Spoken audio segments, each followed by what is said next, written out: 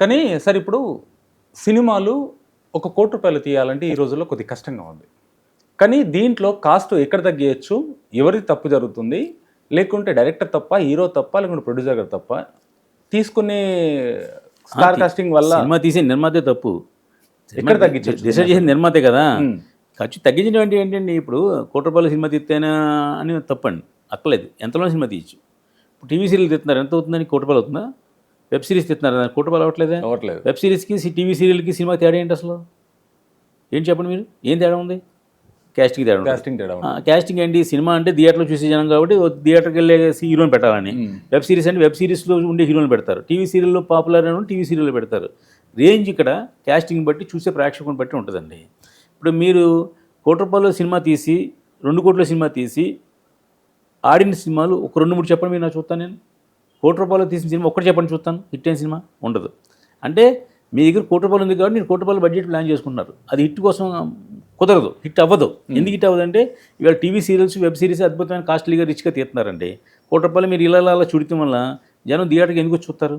మీ target ఏంటి? Theatre target అన్నప్పుడు థియేటర్కి ప్రేక్షకుడు ఎలా రావాలి, ఎలా రాబట్టుకోవాలి అంటే దానికి ₹1,00,00,000 పబ్లిసిటీ చేయాలి అసలు ముందు. థియేటర్ రావాలంటే టికెట్ తీయాలంటే ఎవడంటే ప్రేక్షకుడు థియేటర్కి వచ్చి సినిమా చూడాలంటే కనుక ₹1,00,00,000 పబ్లిసిటీ ఖర్చు అవుద్ది. ఎలాగా? టీవీ మాధ్యమాల్లో, పేపర్ యాడ్లో, లేకపోతే సోషల్ మీడియాలో ఉన్న ఏ విధంగా అయితేనే సరే ప్రేక్షకుడు రోజు పొద్దున సాయంత్రం 3 సార్లు నా సినిమా ఉంది పలానా థియేటర్లో, నా సినిమా ఉంది పలానా థియేటర్లో అని చెవులో ఊస్తే ఆడ ప్రేక్షకుడు థియేటర్ రావడానికి సిద్ధపడతాడు. వీడు సిద్ధపడే టైంకి మీలాంటి ఎవరో పేపర్లో, టీవీలోనే వేస్తూ ఉంటారు, ఈ సినిమా ఫ్లాప్ అయింది, చెత్తలా ఉంది, డైరెక్టర్ ఎదవా, ఈడెదవా, ఆడేదవా అని తిడుతూ ఉంటారు. అప్పుడు ఈ ప్రిపేర్ అయ్యి బట్టలు కట్టుకున్నవాడు కూడా ప్రేక్షకుడు ఎందుకులే మనోడు ఫ్లాప్ అన్నాడు కదా ఎందుకు లేని చెప్పి రావడం మానేస్తాడు. ఈ రేటింగ్లు కొంచెం జనాన్ని ఆపుతున్నాయి. అంటే మంచిని త్వరగా స్ప్రెడ్ అవ్వకపోతే తప్ప చెడు త్వరగా స్ప్రెడ్ అవుతుందండి. బాగుందంట అంటే చూద్దాం చూద్దాం అనుకుంటాడు, బాగున్నాడు. ఫ్లాప్ అంటే ఇంకెందుకు చూడదిలే అనుకుంటాడు. కాబట్టి ఈ రేటింగ్ల వల్ల కొద్ది నష్టం థియేటర్ ప్రేక్షకుడు రావట్లే. రెండోది మీరు చెప్పిన రేట్లు ఎంట్రన్స్ రేట్లు ₹150, ₹200. ఆ లోపలికి వెళ్ళిన తర్వాత పాప్కార్న్లు, గేప్కార్న్లు ఎన్ని ₹1,000 అవుతుంది. చిన్న సినిమాకి ₹1,000 పెట్టి ఖర్చు పెట్టాల్సిన అవసరం లేదు కాబట్టి వాడి ప్రేక్షకుడు థియేటర్ రావట్లే. మూడో విషయం ఏంటంటే థియేటర్లు అందుబాటులో ఉండటం. అంటే అందుబాటులో ఉండటం అంటే పూర్వం అనుకోండి, మనకు ఒక 2 కిలోమీటర్ల దూరం ఉన్న మనం చిన్నప్పుడు మంచినీళ్ళ డబ్బా చేప పట్టుకుని థియేటర్కి వెళ్ళేవాళ్ళం చిన్నప్పుడు. ఇప్పుడు ఈవేళ ఏంటి, మీ ఇంటికి ఎంత దగ్గరలో ఉంది థియేటర్ చూస్తున్నారు. థియేటర్ అలాగే మల్టీప్లెక్స్ కూడా సిటీలో ఎన్ని 100-130 మల్టీప్లెక్స్ ఉన్నాయండి, స్క్రీన్స్ ఉన్నాయి, మల్టీప్లెక్స్ స్క్రీన్స్. ఆడు పక్కన స్క్రీన్కి వెళ్తారు తప్ప ఎక్కడికో ఆర్పీ రోడ్డుకి వెళ్ళి సినిమా చూద్దామన్న ఉత్సాహం లేదు. ఈ ట్రాఫిక్లో అందరం ఎందుకు వెళ్ళటం అని. మన పక్కన పీవీఆర్ ఉంది, దాంట్లోకి వెళ్దామా, దాని సినిమాక్స్కి వెళ్దామా అని ఆలోచిస్తున్నారు. మీ థియేటర్, మీ సినిమా ఆ థియేటర్లో ఉండాలి, సినిమాక్స్ ఉండాలంటే ఈ వారం 10 సినిమాలు రిలీజ్ అవుతున్నాయి. సినిమాక్స్లో 4 స్క్రీన్స్ ఉన్నాయి. 4 స్క్రీన్లు 10 సినిమాలు ఆడతారు కదా. మీరు ఎక్కడో స్క్రీన్, అక్కడో స్క్రీన్ ఉంటుంది. మీది ఎక్కడో దూరంగా ఉందనుకోండి, ఆ థియేటర్కి మీరు వెళ్ళడానికి మనసు అంగీకరించదు, వెళ్ళలేరు అందరం, టైం వేస్ట్ అని. ఓకే. కాబట్టి అందుబాటులో థియేటర్ ఉండాలి, అందుబాటులో టికెట్ ధర ఉండాలి, అందుబాటులో మన సినిమా ఉండాలి మెయిన్. ఈ 3 లేక కొంచెం థియేటర్ ప్రేక్షకుడు దూరం అవుతున్నాడు. వీటిలన్నింటికన్నా పెద్ద పెనుభూతం ఏంటంటే ఓటీటీ అండి. సినిమా రిలీజ్ రోజునే కింద వేస్తున్నారు ఆహా అని, లేకపోతే అమెజాన్ అని వేస్తున్నారు. అంటే అర్థం ఏంటంటే నువ్వు 1 వీక్ ఆగరా, ఇది సినిమా అమెజాన్లో వస్తుందిరా అని చెప్పడం కోసం. పూర్వం ఇండస్ట్రీ నుంచి 60 రోజుల వరకు, 90 రోజుల వరకు ఎవరో సినిమా టీవీలో, ఓటీటీలో ఒకటా వీళ్ళని కండిషన్ పెట్టారు.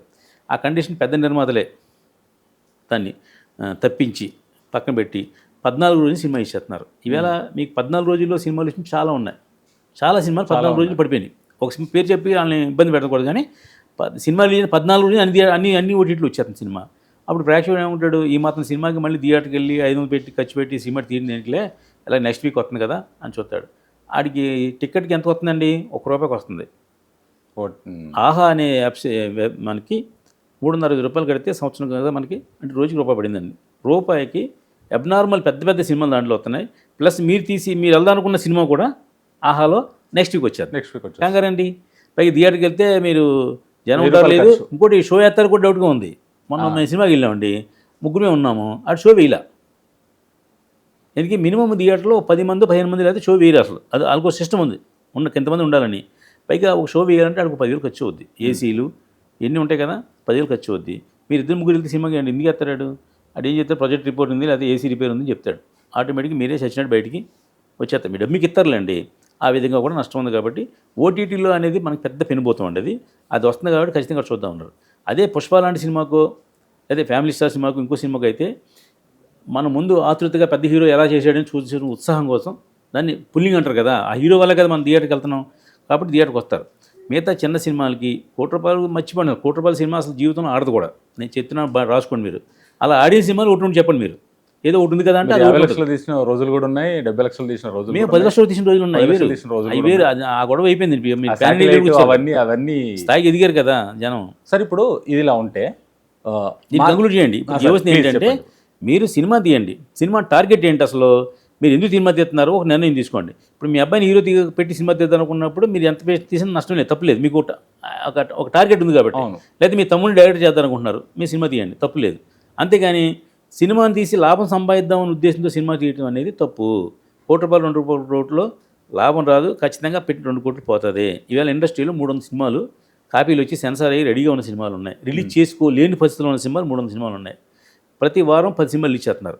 ఆ 10 సినిమాలు కూడా ఎక్కడ ఆడుతుందో తెలియట్లేదు, ఎక్కడ రిలీజ్ అయింది, ఎక్కడ తీసారో తెలియట్లేదు. ఆ పరిస్థితుల్లో ఉన్నాయి. సినిమా పూర్వం ఏంటంటే అండి, మీరు ₹1 ఇది ఒక్కటే ఇంపార్టెంట్ విషయం. ₹1 పెట్టి మీరు సినిమా తీస్తే, అంటే నేను చెప్పేది మా రోజుల్లో, ₹1 పెట్టి సినిమా తీస్తే నాకు ఒక ₹50 లక్షలు నాకు మినిమం శాటర్డే వచ్చేది. ఒక ₹30 లక్షలు ₹40 లక్షలు మినిమం థియేటర్ నుంచి డబ్బు వచ్చేది, నాకు డిస్ట్రిబ్యూటర్ ఇచ్చేవారు. నాకు మిగతా ₹10 లక్షలు ₹20 లక్షలు ఒక డబ్బింగ్లో లేకపోతే ఇంకోటో. అప్పట్లో శాటిలైట్ ఉండేది తప్ప ఈ ఓటీటీ లేవండి. ఆ రోజుల నుంచి మాకు వచ్చేది. అంటే మేము ₹1 పెట్టి సినిమా తీస్తే వస్తే 10 లక్షల లాభం వచ్చేది, పోతే 10 లక్షలు పోయేది. అంటే 10% తీసుకుంటేది. ఈవేళ ఏమైంది, ₹1 పెడితే ₹1,20 లక్షలు తీసుకుంది. 20 lakhs ఏదో అదనంగా పోతుంది, కోటి కాకుండా. కోటి ఏమో పెట్టినట్టు పోయింది, ఈ రిలీజ్ చేయడానికి 20 లక్షలు ఖర్చు అవుతుంది, అది కూడా పోతుంది. మేము తీసినప్పుడు మేము సినిమా తీస్తే ఒక డిస్ట్రిబ్యూటర్ నైజాం నుంచి 10 లక్షలు అడ్వాన్స్ ఇచ్చేవాడు, సీడెడ్ నుంచి 10 లక్షలు ఇచ్చేవాడు, ఆంధ్ర నుంచి 30 లక్షలు అడ్వాన్స్ ఇచ్చేవాడు. లేదు సినిమా బాగాలేదనుకోండి, అడు అవుటెడ్ కొనేవాడు, లేదా అడ్వాన్స్ ఇచ్చేవాడు, లేదా రికవరబుల్ అడ్వాన్స్ ఇచ్చేవాడు, లేదా ఎన్ఆర్ఈ ఏదో ఒక సిస్టంలో డబ్బు అనేది రిలీజ్ అయ్యి మాకు డబ్బు వచ్చేది. ఆ డబ్బుకి మేము ల్యాబ్లో కట్టేవాళ్ళం. ఈవేళ ఏమైంది, ఏ సినిమా తీసినా ఖచ్చితంగా మీ డబ్బే పూర్తిగా పెట్టుకుని మీ డబ్బుతోటి రిలీజ్ చేసి మీ డబ్బుతోటి పోగొట్టుకోవాలి. మేమైతే ఖచ్చితంగా సినిమా తీసేది వ్యాపారం కోసం తప్ప మాకేమీ సొంత ఎజెండా లేదు. అంటే మా అబ్బాయిని హీరో చేద్దాం, నేను డైరెక్టర్ అవుదాం, ఇలాంటి సరదాలు ఏం లేవు మాకు. కాబట్టి మేము కమర్షియల్గా సినిమా తీస్తాం కాబట్టి ఇతనికి ఎంత మార్కెట్ ఉంది, ఇతను తీనా వద్దా అని ఆలోచించుకొని సినిమా తీస్తాం. మాకు అందుబాటులోకి వచ్చినప్పుడు సినిమా తీస్తాం తప్ప ఆడికి అందుబాటులోకి వచ్చిన మేము సినిమా తీయం. మేము తీస్తాను, ఇప్పుడు రెగ్యులర్ సినిమాలు తీస్తాను నేను. నా స్కీమ్ నా స్టైల్ నాకు ఉంటుంది, నా సినిమా తీస్తాను, నేను సేపు అవుతున్నా. ఇప్పుడు మిగతా వాళ్ళు ఏంటంటే ఇది ఇట్టు కొడతాను అని తీస్తాడు, నేనైతే ఖచ్చితంగా ఇది ఫ్లాప్ తీస్తానని తీస్తా. ఫ్లాప్ అవుద్దని నాకు తెలుసు. మరి ఫ్లాప్ అవుద్దని తెలిసి ఎందుకు తీస్తున్నారంటే, ఇట్టు అవుతుంది తీసిన సినిమా ఇట్ అయిందిగా, ఇట్ అవ్వదుగా, అది ఫ్లాప్ అయిందిగా, నాది ఫ్లాప్ అయిన సినిమా ఫ్లాప్. ఆల్రెడీ మెంటల్గా కూడా ఫ్రీ ప్రై ఉంటారు కాబట్టి ₹1 అవుతుంది అనుకుంటే దాని ఇట్లా 78 లక్షలు ప్రాఫిట్ అయితే వస్తుంది. ఇప్పుడు ఒకసారి మేము ప్రతి వారం మాకు అన్ని జిల్లాలకు ఫోన్ చేస్తాం, ఈ కలెక్షన్ ఎంత ఉంది, ఈ కలెక్షన్ ఎంత నోట్ చేసుకుని అందరికీ సప్లై ఫార్వర్డ్ చేస్తుంటాం. ఓ రోజు డిస్ట్రిబ్యూటర్ అడిగాడు, ఏమంటే అన్ని సినిమా గురించి అడిగితే మీ సినిమా గురించి అడగలేదు ఏంటి సార్ కలెక్షన్ అన్నాడు. నా సినిమా ఎంత ఉంటుందో నాకు తెలీదా, నేను 4-5 సార్లు ఇక్కడ అంతకుముందు నేను ప్రివ్యూ చూశాను, డబ్బింగ్లో చూశాను, ఎడిటింగ్లో చూశాను, నా సినిమా గురించి నాకు తెలియదు ఏంటి అంటే, ఎదరోడి సినిమా అయినా ఆడిందేమో పొరపాటున లేదా బాగుందేమో అని ఆతృత కోసం అడుగుతుంది తప్ప నా సినిమా కలెక్షన్ నాకు తెలుసులే అని చెప్పాం. అంటే మీరు అన్నట్టు అంత కన్ఫర్మ్ ఉండేవాళ్ళు మేము, ఖచ్చితంగా ఈ సినిమా ఆడుతుందని మాకు తెలుసు. మేము ఆడుతుంది గ్యారంటీ అనుకున్న సినిమా తీసినవి కూడా ఉన్నాయి, అవి కూడా రాలేదు.